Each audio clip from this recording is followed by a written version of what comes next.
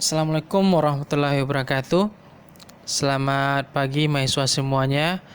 Hari ini senang kembali kita dapat bertemu walaupun secara virtual ya.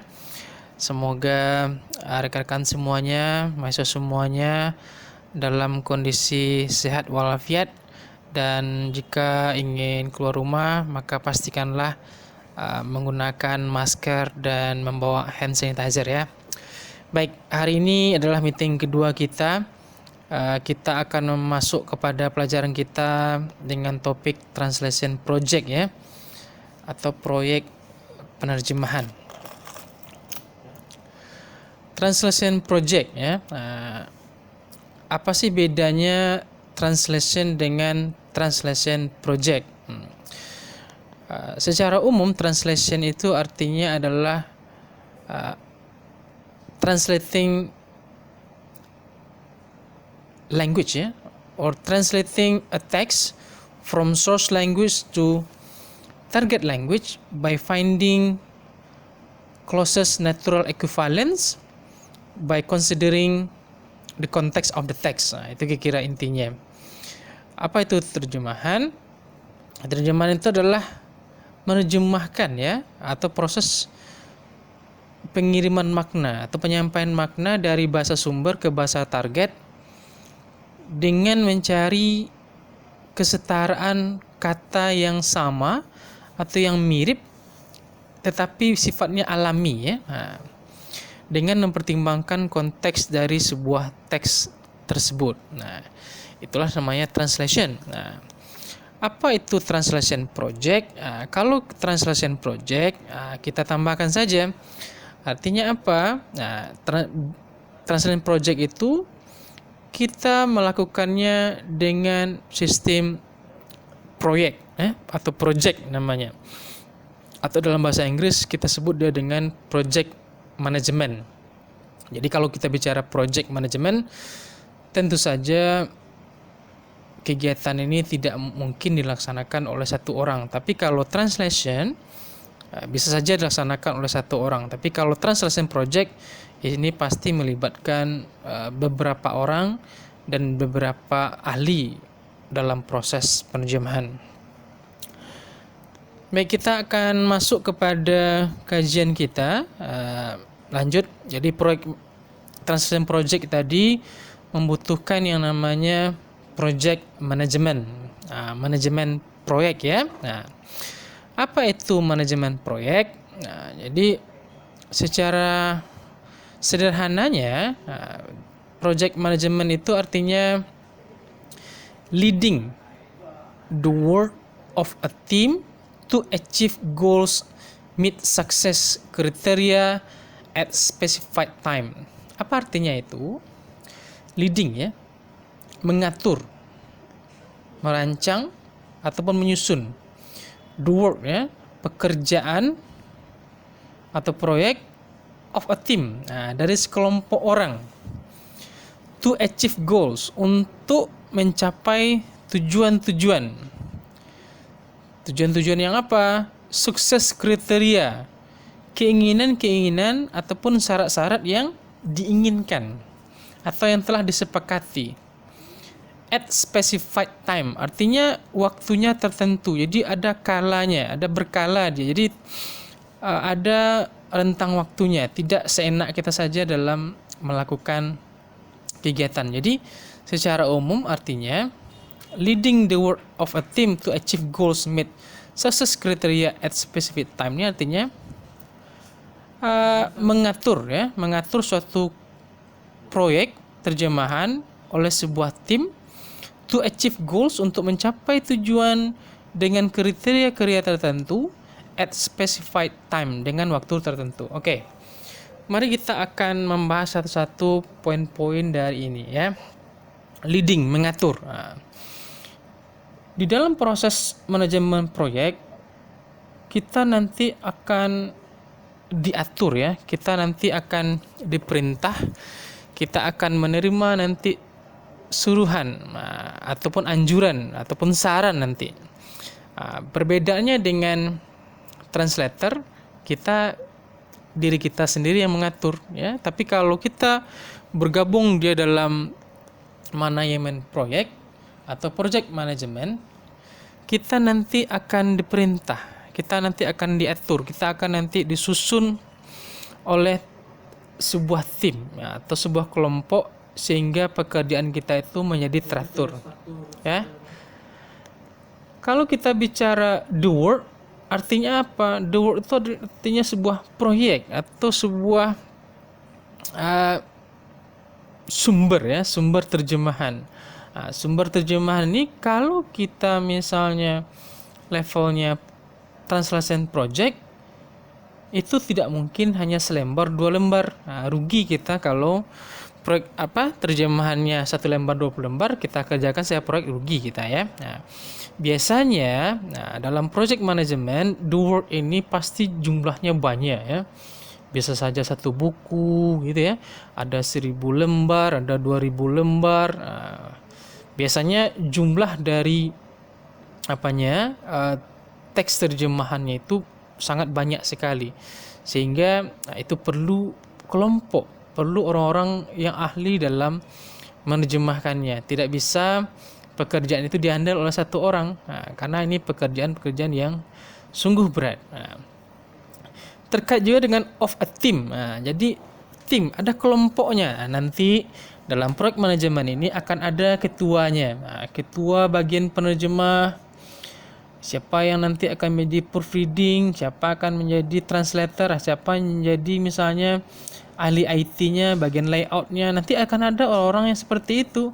Bisa saja nanti akan ada bendaharanya atau bagian sekretarisnya ya, yang mengatur, ataupun customer-nya siapa, service-nya siapa yang menerima proyek-proyek penerjemahan. Jadi tim ini sebuah kelompok yang solid. Jadi ketika kita melakukan atau menerima sebuah proyek penerjemahan, pastikan kita sudah punya sebuah tim ya.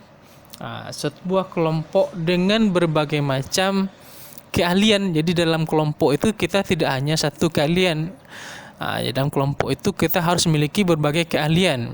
Jadi dengan adanya beragam keahlian tadi akan dapat menghasilkan sebuah terjemahan yang bermutu dan dapat diterima oleh klien kita dengan baik ya.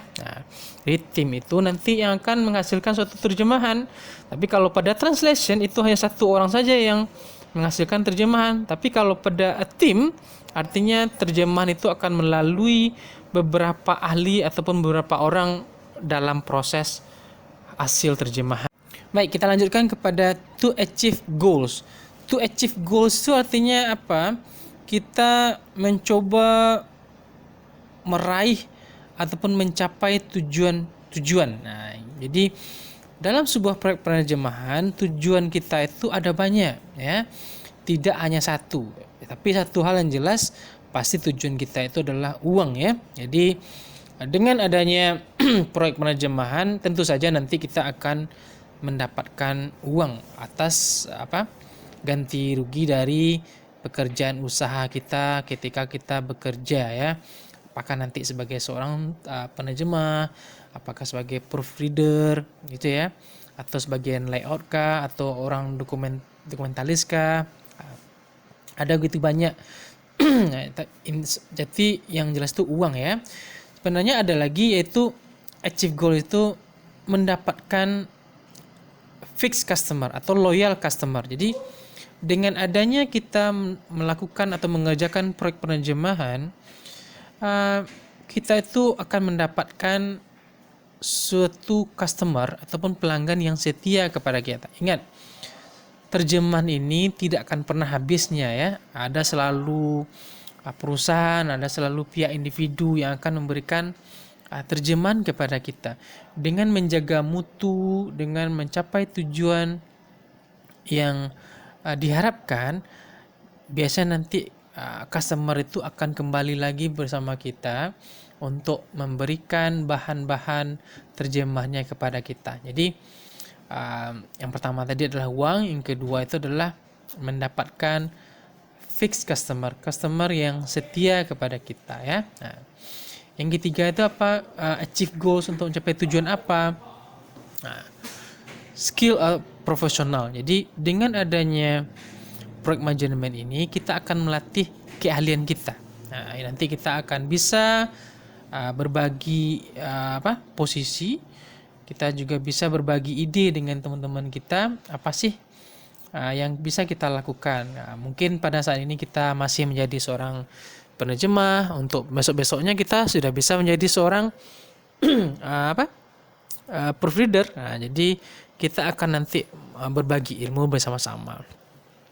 Selanjutnya adalah meet success criteria. Nah, jadi apa itu maksudnya? Meet success criteria itu artinya di dalam proses penerjemahan itu nanti akan ada syarat-syarat sebuah penerjemahan itu diterima oleh customer kita. Jadi ketika customer itu memberikan sebuah proyek penerjemahan pada kita, biasanya mereka akan memberikan syarat-syarat tertentu kepada kita.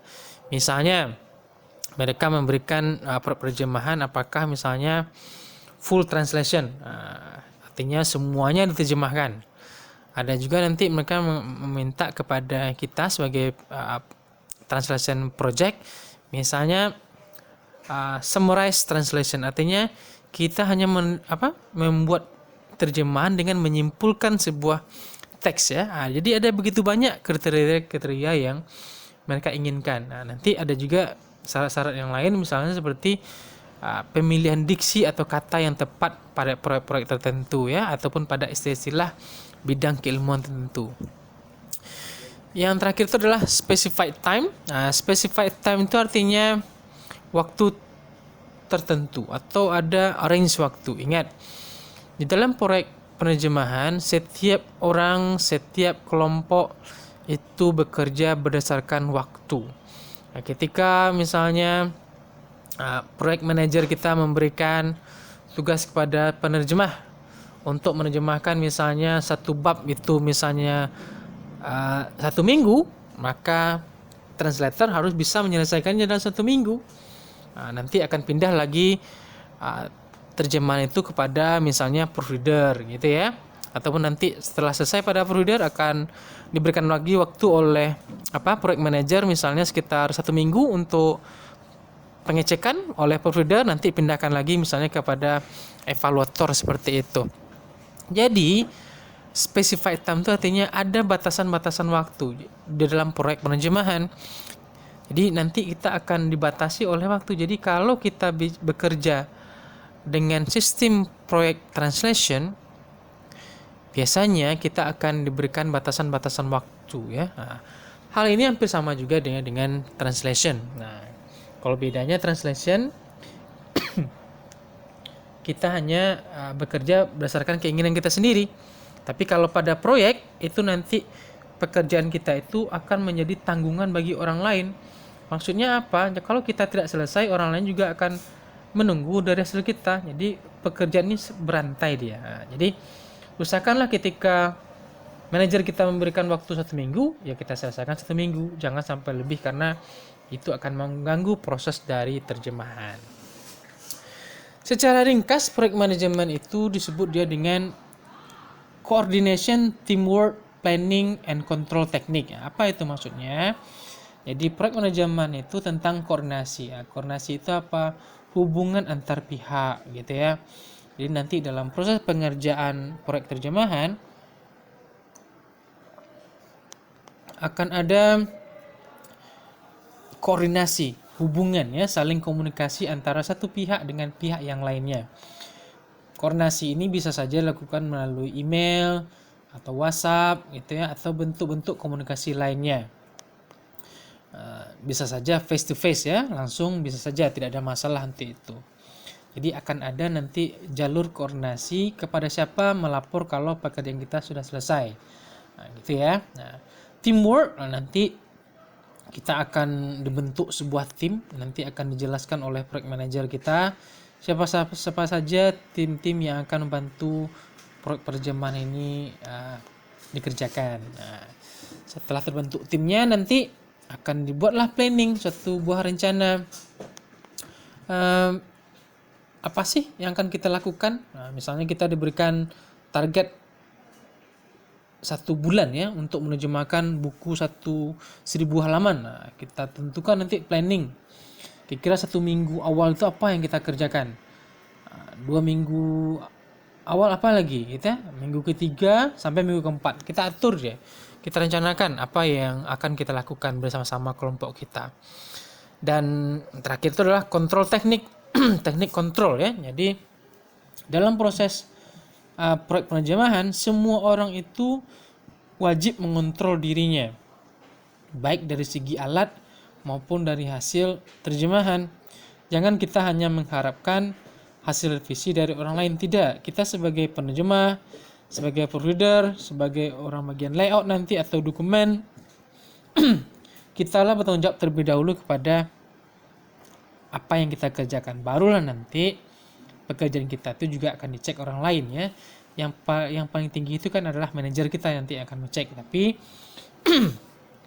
yang terbaik itu adalah kita melakukan kontrol kepada diri kita atas semua pekerjaan yang kita lakukan ya. Jangan hanya mengharapkan orang lain ya. Jadi pastikan dulu kita memang profesional, baik secara individu ataupun kepada kelompok ya. Oke, kalau kita bicara teamwork ataupun keahlian apa saja yang dibutuhkan oleh proyek penerjemahan ya. Jadi yang pertama itu adalah project manager. Nah, project manager itu nantinya adalah inilah pemimpin kita nanti. Inilah orang yang akan menggawangi kegiatan kita. Inilah yang akan menyusun suatu proses penerjemahan berdasarkan dari target penerjemahan, berdasarkan kurun waktu yang diperintahkan oleh customer, dan kriteria apa saja yang dibutuhkan oleh customer kita. Jadi dialah orang yang bertanggung jawab atas semuanya nanti. Selanjutnya computer scientist. Computer scientist itu artinya apa? Orang yang ahli komputer. Jadi dalam proses penerjemahan nanti kita butuh juga orang yang ahli komputer ya. Mungkin bisa saja nanti ada rekan kita nih yang tidak ahli ya. Kadang-kadang kalau ingin menerjemahkan gambar bagaimana gitu ya, ataupun tulisan pada sebuah table ataupun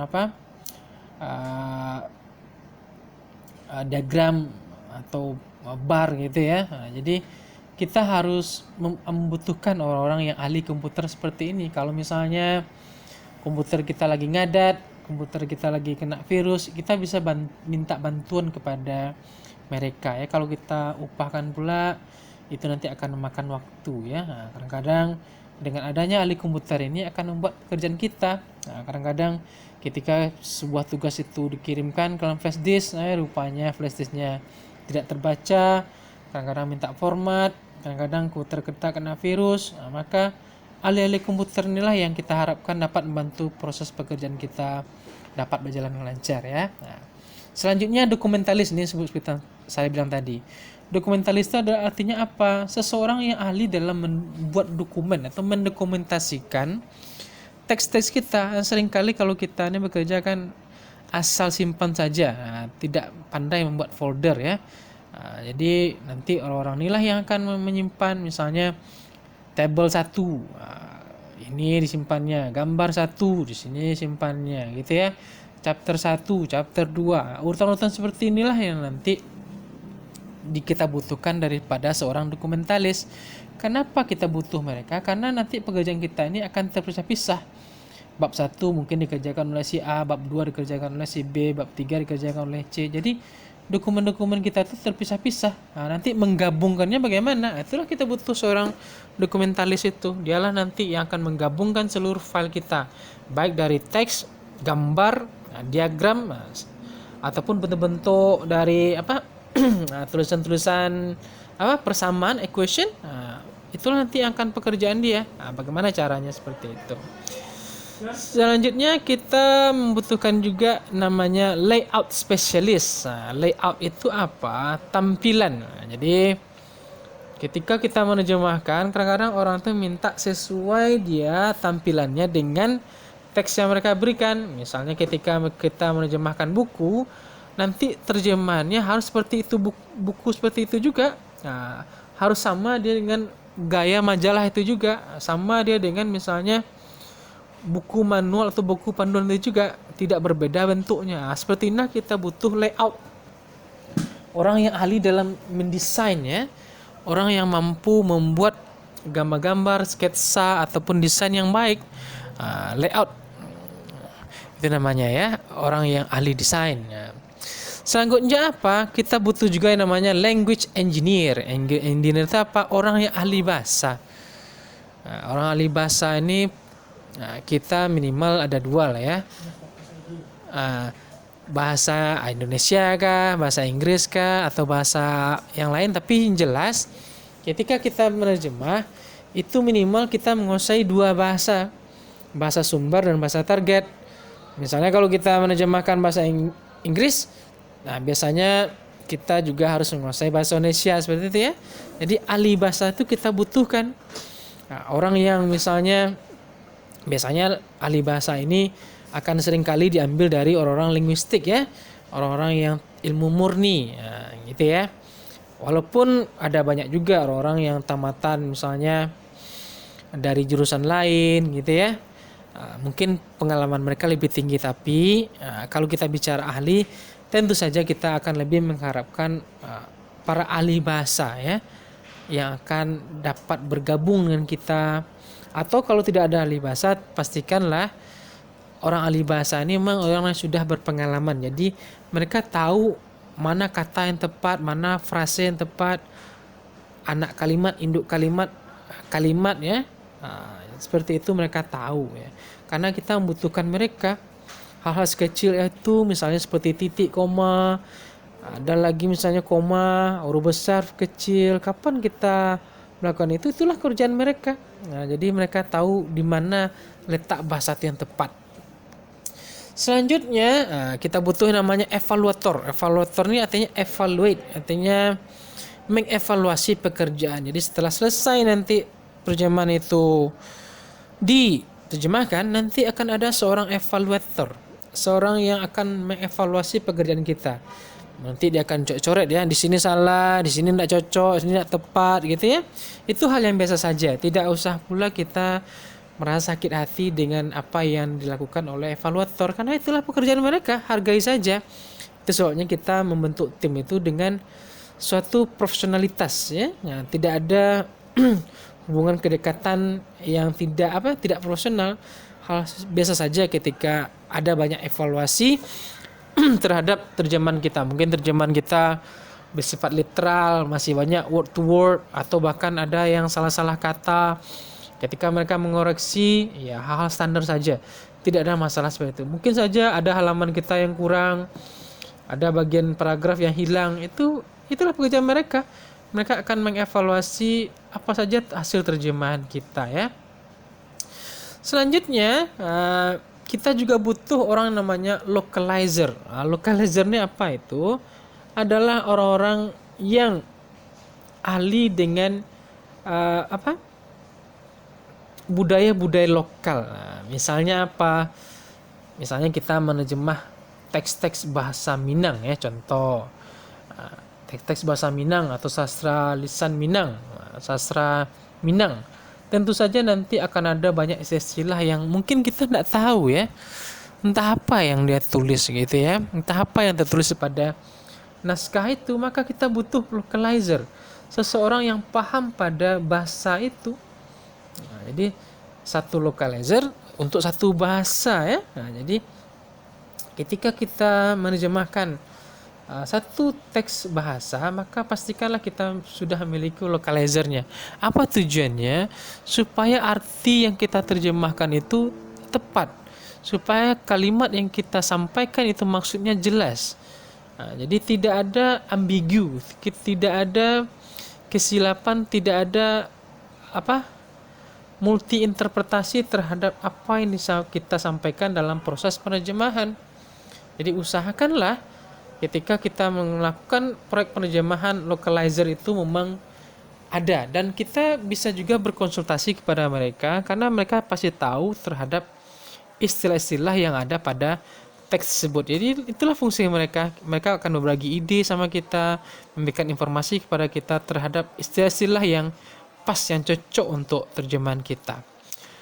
Selanjutnya, kita juga butuh technical writer, orang-orang yang menulis secara teknis. Apa itu? Misalnya pengetik cepat ya, orang-orang yang mengedit dengan cepat. Jadi orang-orang yang bisa kencang bekerja dalam proses pengetikan ya. Jadi kalau kita ini kan mengetik kadang-kadang masih menggunakan 11 jari ya. Kalau mereka ini memang masih menggunakan 10 jari ya. Jadi itu sungguh sangat kencang. Kalau 11 kan agak susah juga kita mengetik ya. Kalau 10 jari kan itu semuanya tidak perlu mereka lihat itu keyboard ya. Tapi kalau 11 jari kan kita masih melihat mana huruf A gitu ya, huruf B, huruf C sebagainya. Tapi kalau sudah 10 jari semua tombol-tombol itu sudah hafal pada jari-jarinya. Jadi dengan adanya technical writer ini kalau ada masalah-masalah mendadak gitu ya, mereka dapat bekerja secepat mungkin untuk mengedit data itu. Gitu ya. Itu namanya technical writer, penulis-penulis di bagian teknis. Misalnya bagaimana nanti mencocokkan gambar ya dengan teks, bagaimana mengedit. Seperti itulah kira-kira ya. Yang terakhir yang dibutuhkan dalam proyek penerjemahan ini adalah terminologis. Apa artinya itu? Orang-orang yang ahli dengan terminologi, ahli istilah-istilah, gitu ya. Misalnya ada istilah, misalnya seperti idiom ya, peribahasa yang kita tidak tahu itu apa artinya ya. Maka orang-orang seperti ini biasanya orang-orang yang sering membaca, sudah banyak pengalaman ya, sudah malang melintang dalam berbagai macam teks ya. Mereka sungguh sangat tahu terhadap apa yang disampaikan dalam sebuah teks. Karena kita butuh ahli pada terminologi, istilah-istilah ya. Kadang ada istilah itu dalam kata, ada dalam frase, ada dalam kelompok kata, ataupun pada klausa, ada bahkan dalam kalimat, itu ya. Jadi dengan adanya istilah terminologi ini kita akan tahu ini teksnya teks apa, ini bidang apa sih sebenarnya yang akan dia tuju ya. Oke, kita lanjut. Kenapa terjemahan itu harus menjadi sebuah proyek? Harus dibentuk proyek dia. Pertama itu apa? Numbers of translation. Ada apa maksudnya itu? Artinya terjemahan itu banyak. Kalaulah sudah misalnya menerjemah 500 halaman, 1000 halaman, 2000 halaman, 3000 halaman, itu sungguh tidak mungkin kalau kita mengerjakan sendiri. Itu bisa pingsan kita, bisa mengantuk sendiri kita, bisa lewat kita dari target yang diinginkan oleh klien. Maka kita butuh orang-orang tertentu yang bisa membantu kita ya. Jadi jangan dimakan sendiri ya. Kalau ada 1000 terjemahan, maka berbagilah dengan teman-teman yang lain. Karena kita butuh mereka untuk itu. Kenapa lagi? Karena specific time. Biasanya customer itu akan memberikan deadline ya, dalam 1 bulan harus selesai gitu ya. Bagaimana pula kita menerjemahkan 1000 halaman dengan 1 bulan atau 2 bulan? Ini kan sungguh sangat memecahkan kepala kita. Burden ya, ada begitu banyak beban yang akan muncul dalam kepala kita. Maka itu sampai dibagi dia. Kita susunlah, kita pilih rekan-rekan kita supaya waktunya itu tidak terlambat untuk dalam bekerja. Selanjutnya lagi kita mempertimbangkan yang namanya quality. Quality itu apa? Kualitas. Kalau kita translation atau translator sendiri atau penerjemah individu, itu kita seringkali agak susah atau seringkali terabaikan yang namanya kualitas ya. Tapi kalau misalnya ada begitu banyak lembaran terjemahan itu, kualitas itu sungguh sangat penting. Misalnya seperti istilah diksi itu harus sama dari halaman 1 sampai ke halaman ke 1000 ya. Itu istilah diksi ya, coherence ya, samaan ya, setara dia gitu ya. Ada masalah equivalent, kesamaan atau kesetaraan kata, harus jelas dia. Jadi kualitasnya itu memang sampai paragraf per paragraf itu jelas, tidak ada paragraf yang ambigu, tidak ada yang seperti jumping paragraf ini meloncat dia ya, tidak jelas entah topik apa yang disampaikan ini. Jadi kualitasnya itu memang terjaga. Selanjutnya limited skill.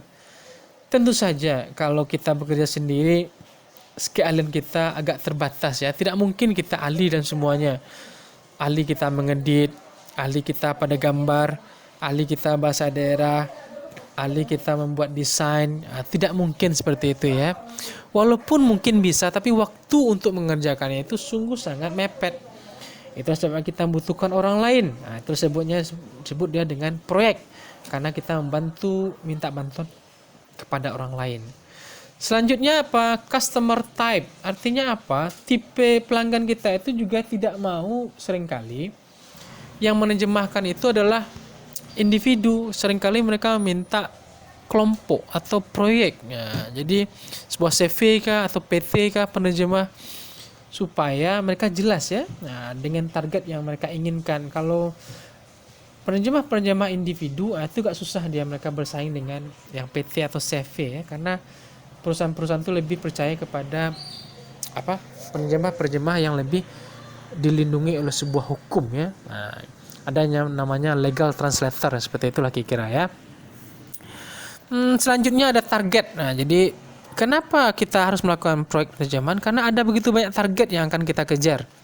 Kalau hanya targetnya uang, mungkin kita bisa mengerjakan sendiri. Tapi kalau targetnya adalah fixed employee, dan juga karyawan yang terus ada, uang yang terus mengalir. Selanjutnya customer yang selalu ada, orang yang selalu memberikan proyek terjemahan pada kita, maka target ini menjadi salah satu poin penting. Kalau pada individu seringkali target ini agak susah kita tetapkan, tapi kalau pada proyek itu nanti akan ada orang yang mempromosikan penerjemahan kita, orang yang pergi ke sekolah atau perusahaan atau kemana dunia industri untuk menyampaikan bahwasanya ada proyek penerjemahan pada CV atau perusahaan kita. Selanjutnya getting client. Artinya apa itu? Untuk mendapatkan customer, mendapatkan klien ya. Kalau kita sudah memiliki CV, sudah memiliki perusahaan, ini sungguh sangat mudah, atau ini lebih jelas berbadan hukum. Orang akan lebih percaya sama kita ketimbang dengan penerjemah individu, karena kita sudah punya aturan hukum, biaya yang jelas, kualitas yang sudah terjaga, itu ya, pengalaman atau jam terbang yang sudah tinggi. Seringkali kita akan lebih mudah mendapatkan customer atau pelanggan ketimbang kita menjadi seorang profesional penerjemah individu ya, yang profesional. Lebih baik kita bentuk sebuah CV atau proyek. Ini akan lebih cepat kita dalam mendapatkan klien. Selanjutnya, kenapa translation itu menjadi project? Ini karena earning money, seperti sama saya bilang tadi ya. Tujuan utamanya kan adalah uang ya. Jadi dengan adanya proyek itu, pekerjaan kita akan selalu ada, gitu ya. Kita tidak hanya akan fokus pada satu terjemahan saja, nanti akan ada begitu banyak. Kalaulah kita, badan atau CV kita ataupun PT kita ataupun kelompok kita sudah memiliki nama yang tenar, sudah trending kita, maka nanti uang itu akan mengalir saja semua ya, akan cepat. Mungkin akan begitu banyak customer yang akan mencari tawaran ataupun pelayanan kita terhadap terjemahan ya. Selanjutnya yang terakhir, limited resources. Nih, kenapa harus menjadi project?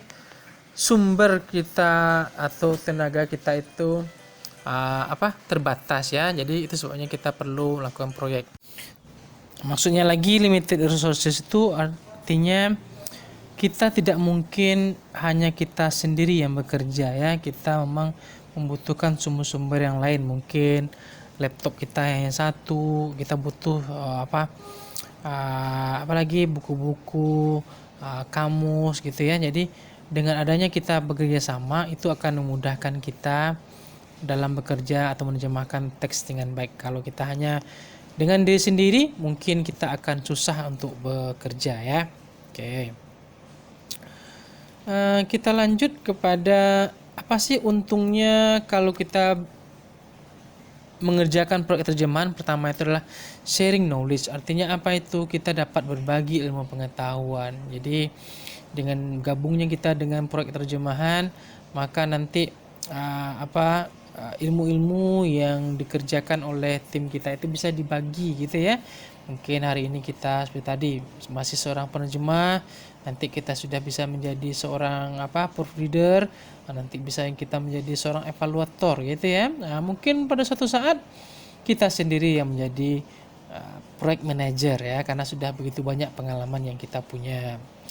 Nah, selanjutnya lagi, kenapa kita perlu melakukan transaction project? Karena worth it payment. Setiap orang, setiap usaha, satu aktivitas itu dihargai dengan pantas ya, worth it ya.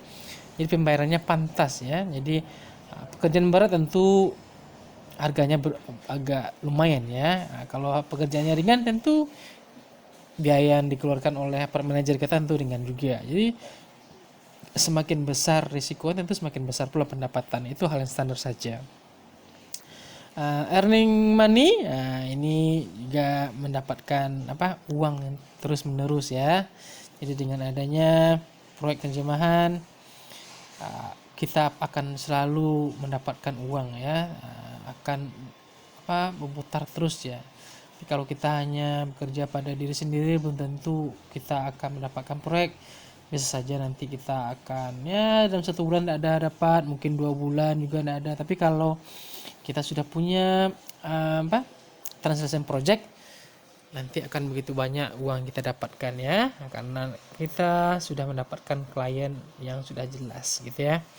Selanjutnya qualified translation, artinya apa itu? Terjemahan kita memang berkualitas ya, karena ada begitu banyak tahapan-tahapan yang dilalui untuk menghasilkan sebuah terjemahan.